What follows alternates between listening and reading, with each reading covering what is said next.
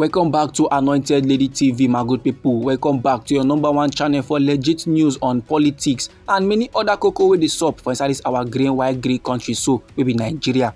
And as usual, we don't come back with breaking news, we don't come back with updates, we don't come back with fresh information wey we go like share give the general public. And the cocoa now be say men don arrange a formal petition accusing the Rivers State sole administrator, maybe the retired Vice Admiral Ibas, of misappropriating 100 billion naira.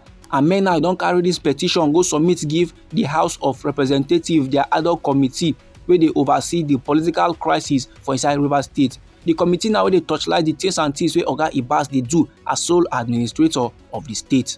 Now mo no forget, Oga Ibas wey be the sole administrator, so he na a retired naval officer and he was very much appointed by our President Bola Ahmed Tinubu. The reason why they appoint am so na to come oversee the affairs of the oil-rich state wey be Rivers, sake of say the same President Bola Ahmed Tinubu bin cook suspension and he come give Sasimi Nalaye Fubara plus his deputy governor wey be Ngozi Odu and all the members of the Rivers State House of Assembly make dem chop. And our President drop order say men gats chop the suspension for 6 months. And his decision now to cook suspension dey come after the proclamation of a state of emergency, which our President Bola Ahmed Tinubu dey yarn say the declaration e come become inevitable. That is, e no get anyhow e wan be, im gats plaster the SOE wey be state of emergency. And the reason now be say men don too fight for inside Rivers State. 2 political senior men wey from the state now wey be padi before don dey beef theirself, and sake of say they dey beef theirself, their supporters come also dey beef theirself, and sake of say their supporters come dey beef theirself, palava now come dey rise, tensions come dey escalate. That, my good people, na according to our President Bola Ahmed Tinubu, that na the reasons why im gats plaster the state of emergency, and that na the reasons why im gats suspend men for inside the state. But however, my good people, one coalition of civil society organizations for inside Rivers State don accuse Oga Ibas of gross financial misconduct, and they also accuse Oga Ibas say im dey operate allegedly under the directive of Oga RI0USLY wey be former governor of Rivers State, man wey don become the minister of the Federal Capital Territory. CSOs now for inside Rivers State now dey yarn say na Oga RI0USLY now dey tell Oga Ibas the things and things wey im go do, the things and things wey im dey do, and the things and things wey im suppose do.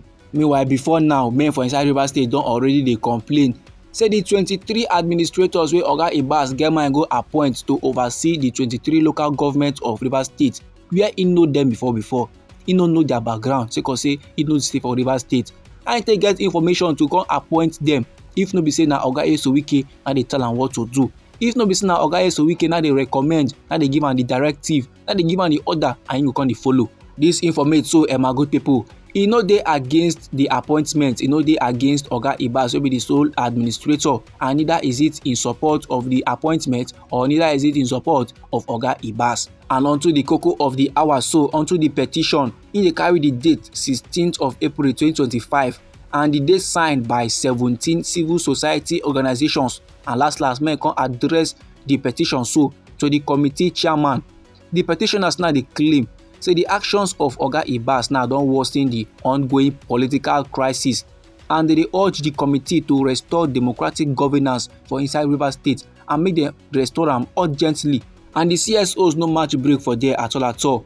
Dem na still proceed further dey yarn, dem na still proceed further dey express their concerns over wetin dem describe as severe, provocative and brazen acts of lawlessness and impunity committed by the retired naval officer.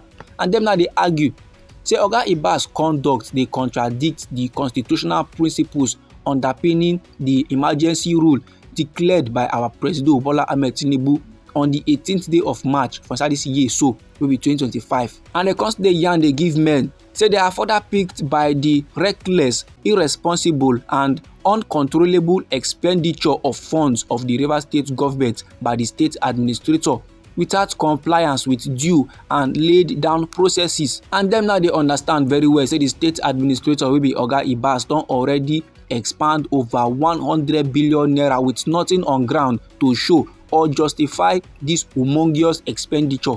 And it is a matter of great worry and regret say since our President Bola Ahmed Tinubu appoints Oga Ibas as administrator of Rivers State, he never make any genuine attempt and effort to consult the warring gladiators for inside Rivers State, men now wey dey quarter themselves, and that na Sir Wike and Sir Sim Fubara.